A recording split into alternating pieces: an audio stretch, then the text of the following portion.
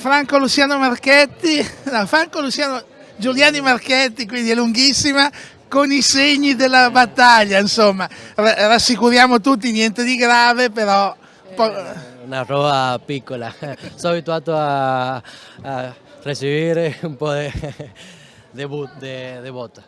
Senti, tra l'altro un incidente banale in una partita che è stata molto ruvida, con l'arbitro che ha lasciato molto giocare, e voi comunque avete fino alla fine provato a vincere questa partita. Abbastanza di più ho lasciato giocare, ma bene, è una partita abbastanza difficile, sono troppo veloce e io ancora sono un po' lento, però aspetto che l'anno prossimo cominci a fare una bella stagione e sono contento di stare qua in Italia e niente.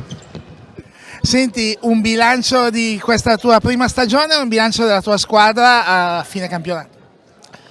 E io arrivato qua senza giocare, diciamo, per 2 anni, stato facendo tutta la roba lo più professionista possibile, ho basato un po' di chili anche.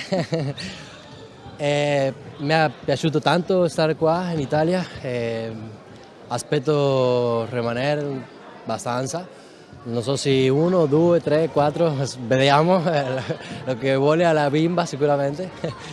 E la squadra abbastanza mi ha trovato un po' difficile al comienzo, e dopo imparando il gioco di loro è abbastanza diverso da quello che io sono abituato a giocare, però la gente è bravissima, la società, sto molto contento per la società, mi ho sentito abbastanza bene.